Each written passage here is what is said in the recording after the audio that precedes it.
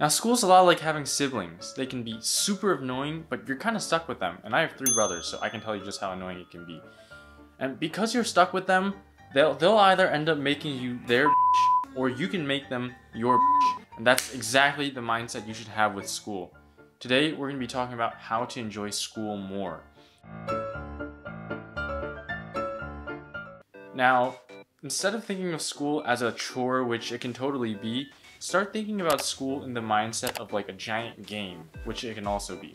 And there are 3 really important aspects to any game. 1 is wanting to play, 2 is a reward aspect, and 3 is a social aspect. Let's get into it. You know, League of Legends is a notoriously difficult game, and my best friend and I didn't want to give in to all the peer pressure from all our other friends to start playing it, so we didn't. And we tried it, and we both didn't really like it. Then what happened is he got a crush on a girl and she started playing League of Legends. So he started playing League of Legends as well and he started really liking it. That just goes to show that if you don't want to do something, you're not going to like it. But if you have a reason to want to do something, you're going to start liking it. It's really important that you find the reason that you feel like you want to be in school, or find the motive, or find the reason that you feel like you need to be in school and cling to that. For me, whenever I start feeling burnt out, I'll start eating better food, sleeping more, resting more, watching more TV, but more importantly, I'll try to re-immerse myself in the medical field, do something like shadowing. That way I remember why it is that I wanted to be a doctor. Sometimes if you're feeling burnt out and you just don't want to be in school, you might have to do something to change up the pace, if you get what I'm saying. And as long as you're not being reckless, that's perfectly fine. It might just be what you need to get back on track. So in addition to wanting to do it, the second most important thing is a reward system. So I sort of visualize learning things as sort of like collecting gems in a game, right? So even the most trivial information, let's say I had to memorize a list of symptoms, I might imagine that one day for some reason I'm going to be in the airport and someone passes out and they're like, what is this? And then I'm like, oh no, they have this specific set of symptoms that I memorized that day when doing my flashcards. And then that'll come in handy. Or I'm like, I imagine that for some reason I'm in jeopardy or something, and then they're like, oh, what is the reason that airplanes are able to lift off? And I'm like, oh, Bernoulli's law. So that's the first way I try to keep it more entertaining, just imagining it sort of like collecting gems in a game. But also, I like to enjoy myself while I'm actually studying. For example, I like to do something I call Anime Doro, where you study for roughly an hour and then I watch an episode of anime as a reward afterwards. I like to get myself good Asian snacks and drinks and eat them only while I'm studying.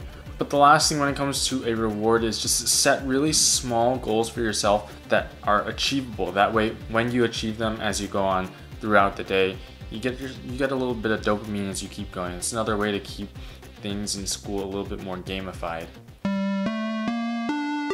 The last and most important aspect of making things more like a game is just the social aspect. So now, by the time I decided to try playing League of Legends again, all my friends are already way better than me, and I didn't have anyone to grind through the difficult process of learning the game with me, right?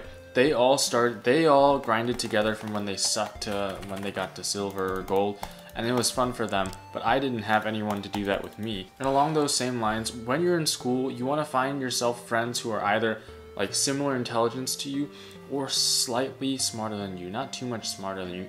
That way you guys can all grind together from the bottom to the top and enjoy the process together. You can even have a little bit of friendly competition just to motivate each other and to once in a while feel good about your own accomplishments. Now, don't let it get too toxic, but also don't have it so that like you don't talk about grades next to each other at all, because like then your friend could be failing and you wouldn't even care. Or sometimes if your friends do really well, that can serve to motivate you. So you want to at least have the social aspect of it and have some transparency with all of it. Everyone likes to feel a sense of community when they're doing things, and everyone likes to do things that they're good at, and everyone likes to see how they are doing in comparison to everyone else. So yeah. So in the end, enjoying school more is all about balance and mindset. It's about not overworking yourself, but at the same time not being too bored and doing things that are too easy. If you've ever had to go on vacation super early the next day, like wake up at 5 a.m. or something, you know that the next day it's really easy to wake up. You might even wake up at 4 a.m. because you're so excited. Versus by the time like senior year rolls around and like you have an 11 a.m., you struggle to even wake up for that. And that's all because of mindset. In the same way, school is very similar. It all just depends on how you look at it.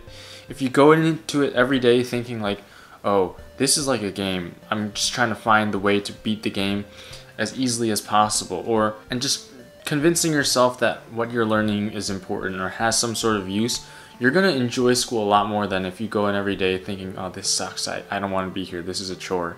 Anyways, if you enjoyed this video, like, comment, and subscribe, and we'll see you in the next one. Peace.